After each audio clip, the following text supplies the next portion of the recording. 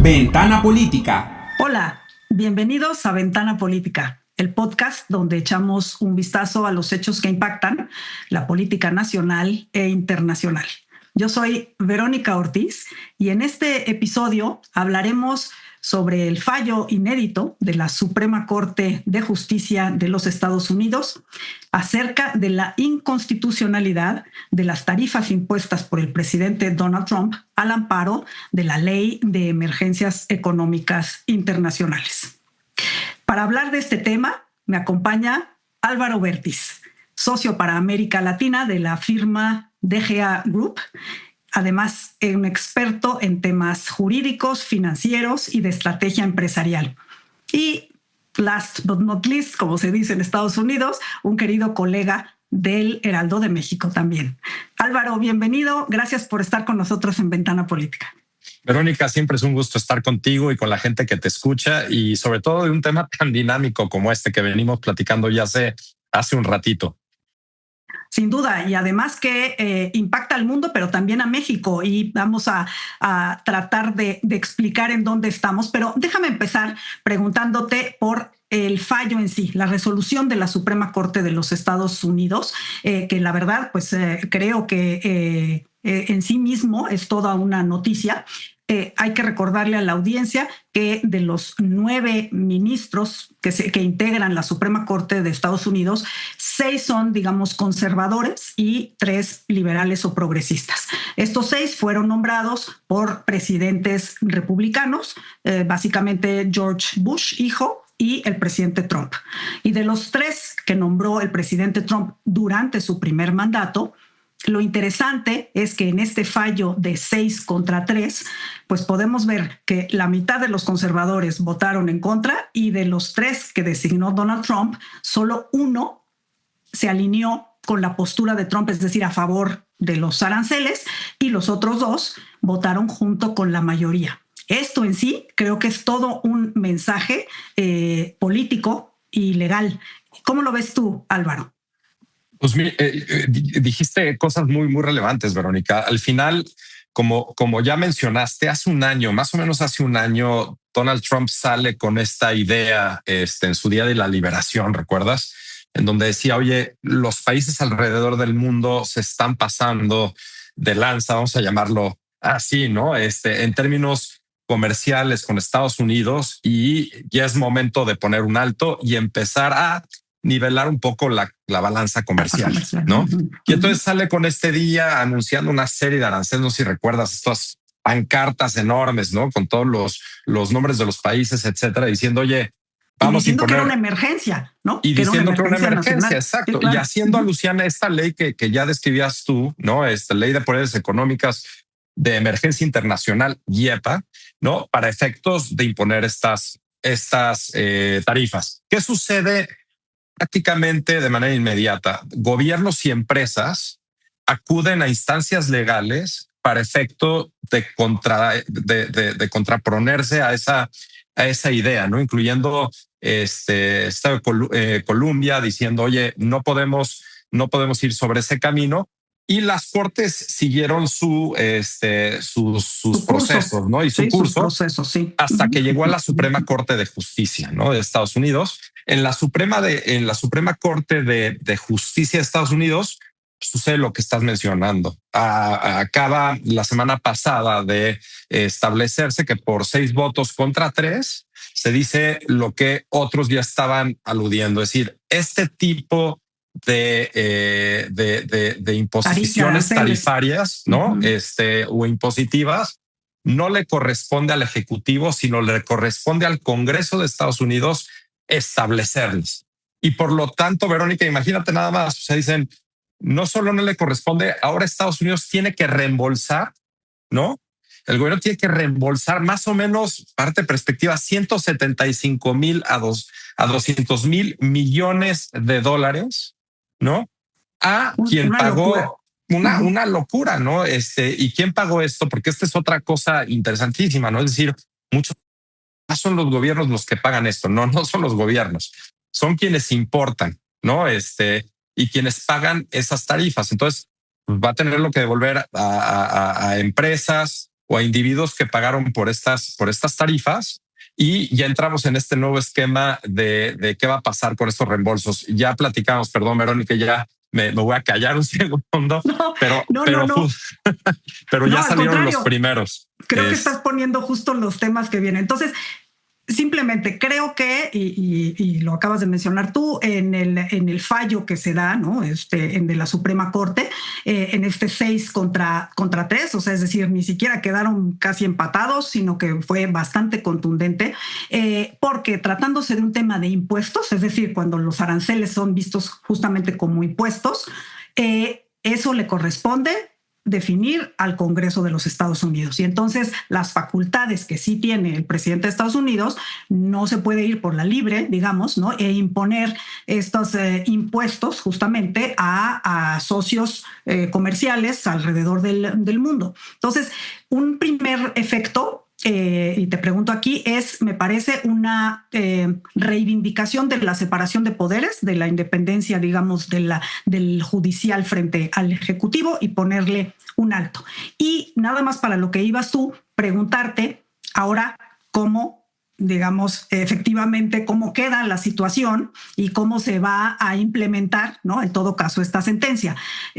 Antes de ver lo que Trump contestó, porque Trump también evidentemente tiene todavía parque, ¿no? Para sí, contestar, claro, y municiones. Este tema de cómo se aplica entonces en reversa, y si ya sabes, por ejemplo, si ha habido justo empresas que son las que están demandando el que se les recompense por las tarifas, y sobre todo empresas, oye, y los consumidores, Álvaro, porque justo aparente lo que tú decías, los países no son los que pagan estos aranceles, los que los pagan son las empresas y los consumidores al final en Estados Unidos, que vieron, ¿no?, incrementarse los precios de bienes y servicios. Totalmente, sí, no. Al final tampoco es que los importadores se queden cruzados de brazos, le trasladan en cierto sentido el precio o esa tarifa al consumidor, ¿no? Y de ahí tiene temas importantes de inflación, entre otros. Pero regresando a tu pregunta, sí, a ver, el efecto, como decíamos, es echar para atrás los efectos de la imposición de estas tarifas. Lo que quiere decir es que Estados Unidos tiene que devolver estas cantidades que ya mencionamos, los 175,000, 200,000 millones de dólares, y ya empezaron a brincar varios, ¿no? Creo que uno de ellos fue el gobernador de Illinois, Pritzker, diciendo, oye, me vas a tener que devolver más o menos $1,700 por ciudadano de Illinois que según sus cálculos, pues pagó por esos impuestos. ¿No? Y por otro lado, ya salió también el gobernador Newsom de California con más o menos con ese sentido.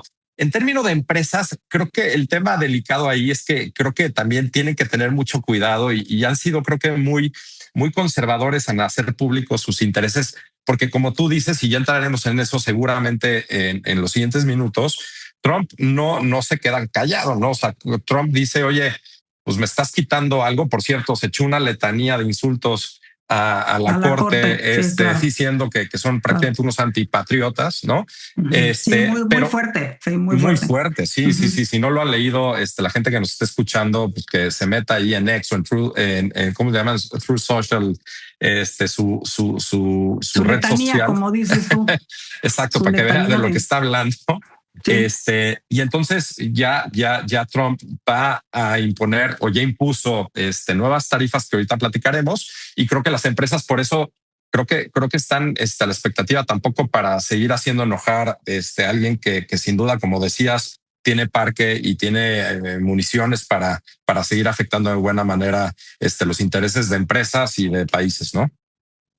Efectivamente. Y déjame preguntarte, porque lo primero, ¿no?, también nos preocupa a nivel nacional, es decir, pues cuáles son estas tarifas que se quitan. Sabemos que ha impuesto a México también una serie de tarifas. ¿Esas aplican o no? Es decir, cuando esta inconstitucionalidad de las tarifas del Día de la Liberación, como tú decías, impuestas, ¿esas nos afectaban, no nos afectaban? ¿Esas se quedan o no? ¿Dónde queda México en este justamente nuevo escenario que apenas estamos empezando a entender?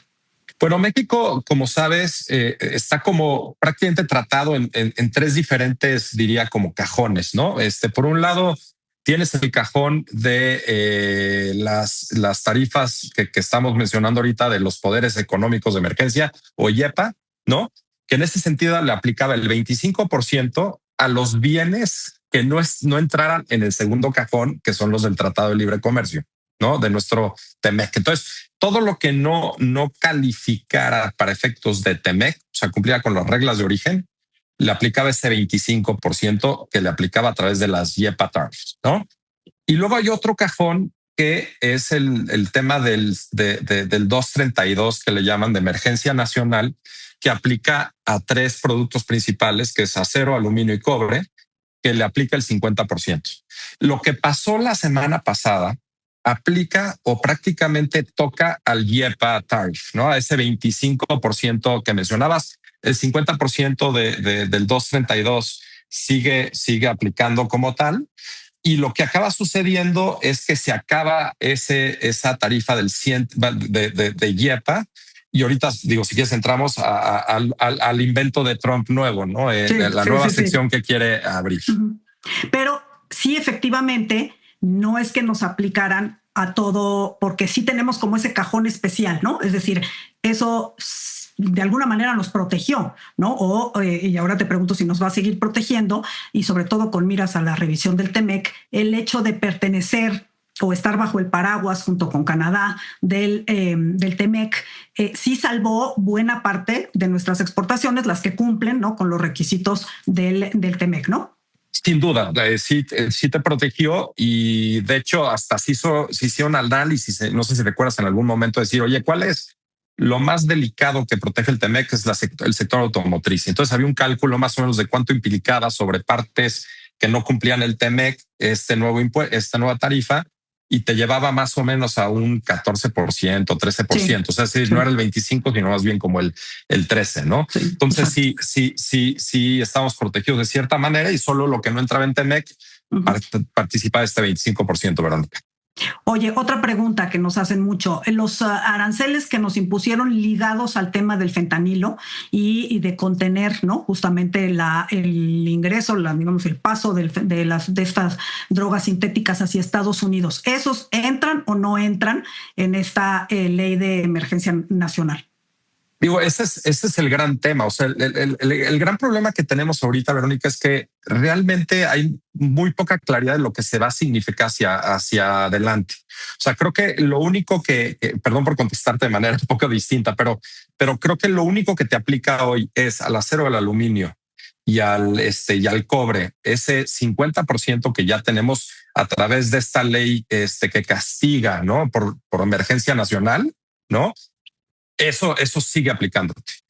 Se quita el 25% que te aplicaba a través de esta Liberation Day o como sea, pero ahora viene la nueva sorpresa y dice, oye, voy a invocar una nueva sección, ¿no? Que por lo menos hasta hoy parece que me funciona, y esta sección que le llaman la 122, que prácticamente habla de desequilibrios económicos, etcétera.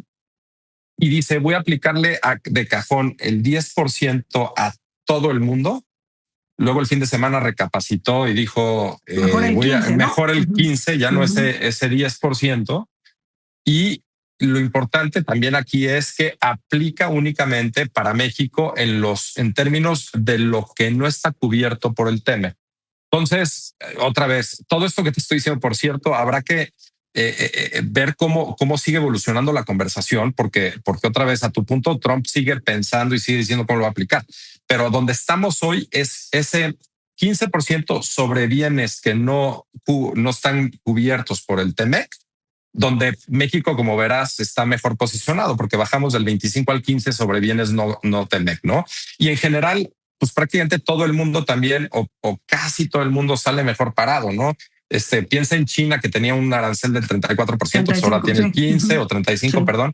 Sí. Vietnam, que tenía un 46 al 15, la Unión Europea de un 20 al 15, entre otros, ¿no? Pero vienen otras secciones. O sea, Trump podría ampliar un poco más ese 232, ¿no?, de emergencia nacional, para no solo que te aplica al aluminio, al acero o al cobre, o ya está platicando de una sección 301 y 338 que aplican a países que se pueden considerar que están atacando o discriminando al comercio estadounidense, entre otros. Entonces esto sigue avanzando, Verónica. Sí, sin duda, y nos iremos enterando. Y efectivamente, como decíamos, sí tiene Trump a su disposición todavía, ¿no? Medidas de las que sí puede echar mano. Estas que mencionabas y que ya está invocando, esas necesitan en algún momento supervisión o límites o revisión o aprobación de parte del Congreso, o ya tendrá, digamos, más manga ancha. Entiendo que hay una que la puedes aplicar hasta por 150 días, entonces, bueno, tiene un margen que le da unos meses, ¿no? En este año, pero la verdad es que al final, pues sí va a estar de alguna manera limitado, ¿no? Más en las capacidades que tenga. Correcto. Esta que mencionas es la 122. Correcto. Que justo dice 15% lo puedes aplicar por 150 días, pero al final el Congreso es quien tiene que decidir la permanencia de la regla, ¿no? Pero ojo, creo que aquí viene de la parte más delicada, porque justo el fallo de la Corte que vimos dice no le corresponde al Ejecutivo. El verbo en inglés es tax, ¿no? Imponer o de alguna manera es grabar, ¿no? Exacto. De gravamen, sí, correcto, ¿no? Eso le corresponde al Congreso. Sí, entonces, exacto. Lo que tiene que ver con impuestos, como puede ser en México también, ¿no? La facultad de autorizar, ¿no? Impuestos. Totalmente, esa es una, ¿no? Entonces dices, oye, a ver, el precedente está que no graba el presidente, esto es el Congreso. Segundo, a ver, el tema de la sección 122 bajo la ley que se está invocando es algo que nunca se había utilizado desde creo que el 74, ¿no? Sí. Entonces tiene 50 años o 52 años sin tocarse, ¿no? Entonces sí, también son legislaciones que se crearon bajo un 70, sí.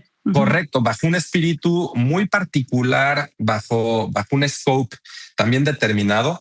Entonces, ¿por qué digo esto, Verónica? Porque creo que todo esto cabe otra vez en una discusión jurídica respecto a la aplicabilidad o no de la tarifa, que otra vez gobiernos estatales, particularmente de la oposición, ¿no? De los demócratas, por otro lado, congresistas y senadores, seguramente van a otra vez a poner un alto y decir, oye, pues no te vayas a ir por la libre, ¿no?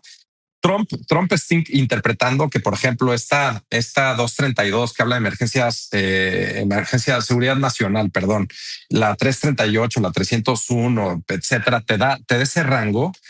Pero otra vez, también lo pensaba sobre la ley YEPA que estábamos platicando, ¿no? Entonces, habrá que ser muy prudentes. Creo que el gobierno de México, algo que dijo y me pareció, la verdad es que muy correcto, es decir, oye, ojo, no me voy a pronunciar todavía sobre si me conviene, sobre si no me conviene, sobre qué pasa y no pasa, porque creo que tenemos que todavía dejar que esto madure un poquito, que se asiente para ahora sí entenderlo, ¿no? Porque también vienen dos elementos bien importantes, Verónica, que es la revisión del TEMEC, ¿no? Que viene en julio, y las intermedias. Exactamente. Para allá iba exactamente mis dos preguntas, ¿no? Que justamente nos toma esto en medio de la revisión del TEMEC y creo que tienes razón, el gobierno mexicano ha reaccionado con cautela y creo que es lo correcto, efectivamente, porque justo todavía no aterriza, ¿no? Está este fallo de la Suprema Corte y la verdad es que sí deja muchos cabos sueltos, empezando justo por lo que decías de cómo se les va a resarcir o no a quienes ya, ¿no? erogaron esos impuestos, ¿no? que efectivamente está declarando inconstitucionales la Suprema Corte de Estados Unidos. Pero en cuanto a la situación de México para las negociaciones rumbo a la revisión, ¿nos mueve esto el escenario o vamos a seguir teniendo, por ejemplo, la presión de los Estados Unidos todavía en términos de las barreras no arancelarias, ¿no? que ha puesto la Autoridad de Comercio? ¿O cómo estamos o cómo nos impacta este fallo, si es que mueve las fichas en cuanto a la revisión del TEMEC? Yo creo, Verónica, que la presión la vamos a seguir teniendo, ¿no? O sea, yo no veo ningún escenario en donde Estados Unidos diga, oye, ya México tiene un free pass y son mis partners reconocidos y mis grandes aliados. Yo creo que eso no va a pasar.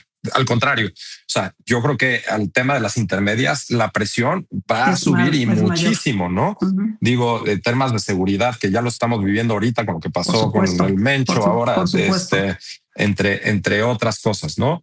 Yo creo que al contrario, también en términos de la revisión del TEMEC, pues temas tan relevantes como los que mencionabas tú de barreras no arancelarias, que para la gente que nos está escuchando son estas barreras que no necesariamente están puestas en el TEMEC como tal, pero sí son toda este andamiaje alrededor para efectos de que puedan competir de manera justa y equilibrada los americanos en son México. Son obstáculos, digamos, ¿no? Como en temas de regulación, de otorgamiento de permisos, ¿no? De licencias. Claro. Yo mucho enfocado en el tema energético, minería, todo esto, ¿no? Temas financieros, permisos en farma, entre otros, ¿no? Ese es uno.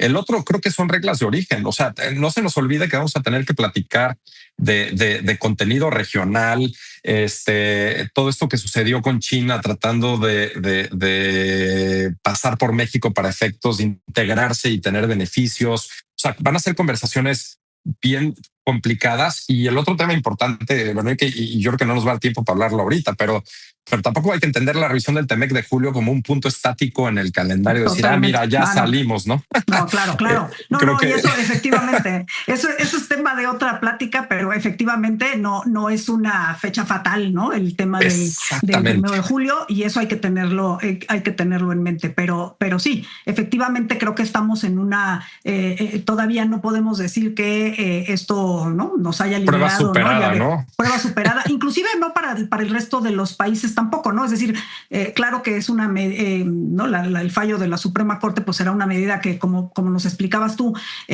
para los países que habían tenido el mayor incremento, ¿no? De arancelario, pues la verdad es que sí, ¿no? Pues verán con alivio, ¿no? Y con optimismo este fallo, pero de todas formas siguen las amenazas y las, digamos, finalmente, pues la imposición de tarifas unilateral, ¿no? Por parte de Donald Trump.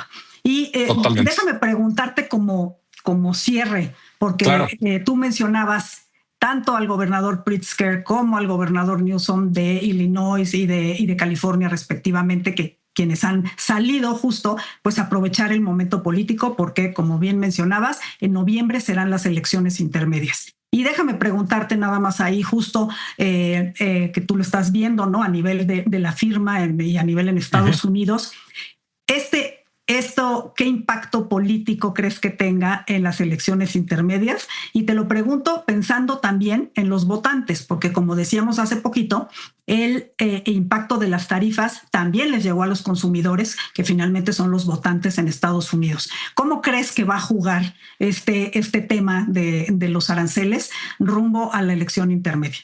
No, yo creo que sí es un elemento muy importante para la gente que nos está oyendo.